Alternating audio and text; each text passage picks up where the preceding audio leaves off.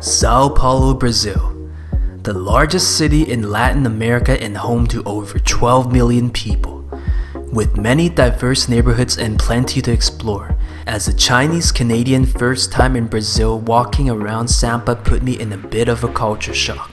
In the process, I was able to stop by several random spots around Sao Paulo, not only to try the food but also to share my honest reactions as a foreigner. What's good everybody, this is CP and I'll be your crappy tour guide for today. So let's not waste any more time and 走起吧. During my time in Sao Paulo, I stayed on Paulista Avenue, aka Avenida Paulista. For those unaware, it is one of the most vibrant areas in the city. It runs through 6 neighborhoods and around 2.7 kilometers, filled with malls, offices, hotels, restaurants, and pretty much anything you can think of. In my opinion, it's one of the most tourist-friendly places for non-Portuguese speaking visitors to stay in the city. I will go into more detail in another video, so make sure you wait for that. On Paulista, I stayed on Hotel Ibis, a trendy mid-tier hotel located right on the avenue. One of the first meals I had was at their all-you-can-eat breakfast buffet at the Ibis kitchen. Overall, the food selection was pretty good with nothing out of the ordinary. From a foreigner's perspective, one thing that really stood out was the amount of different pastries they had available. Overall, the selection was a lot more than your average North American hotel. This seemed like a common trend at all the hotels I stayed at in Brazil. One pastry that really stood out to me was these thin breakfast crepes. I'm not sure what they're called, so please comment below, but I literally saw them everywhere, and overall they tasted pretty sweet and reminded me of a very thin pancake slash crepe.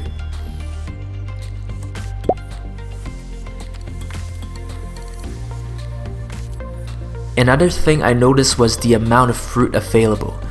At every hotel that I stayed at, they served plenty of fruits, way more than the typical bananas, apples, and oranges you would get in a North American hotel.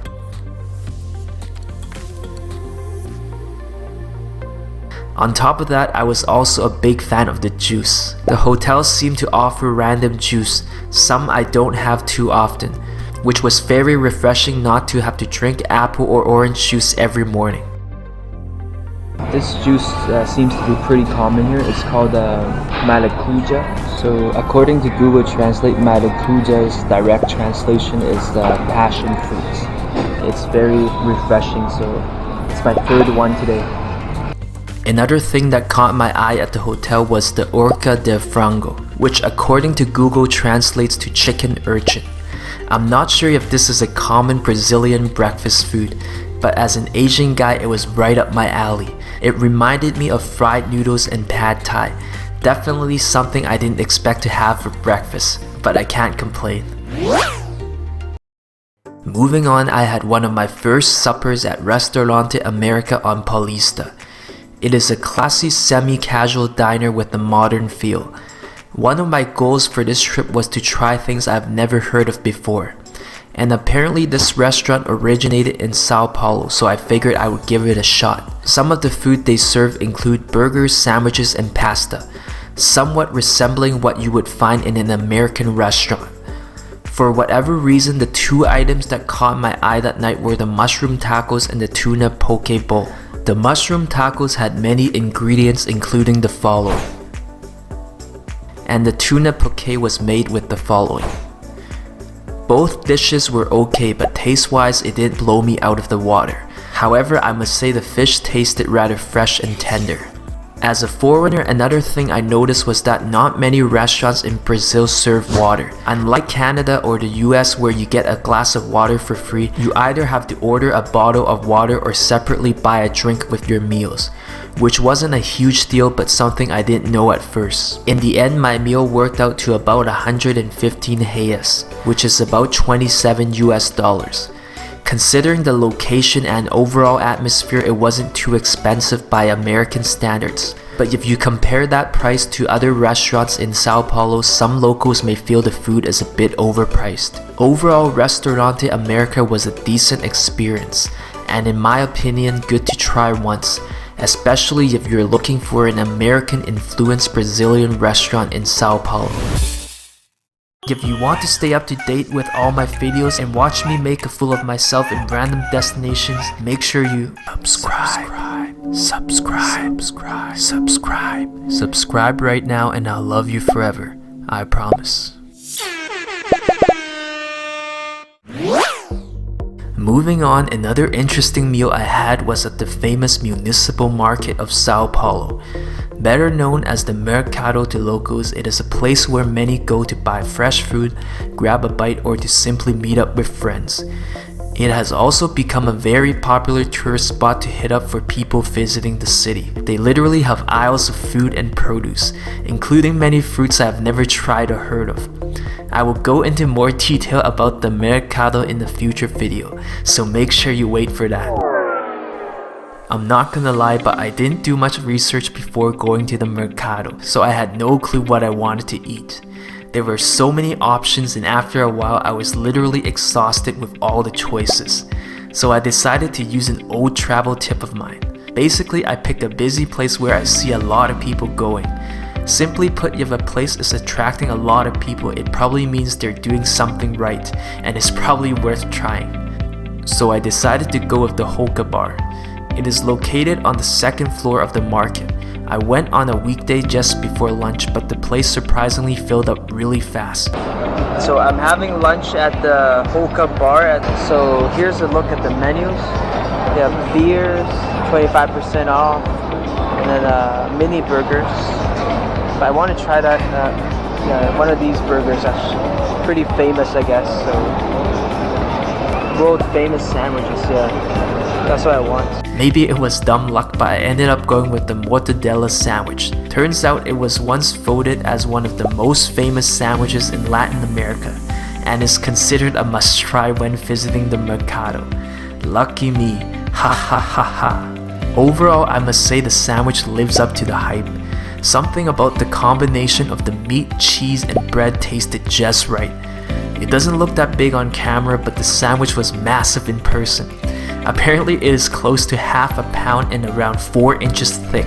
Oh my. I was pretty hungry that day and can usually eat a lot, but I literally struggled to finish the sandwich. In the end, I was only able to finish about 85% of it.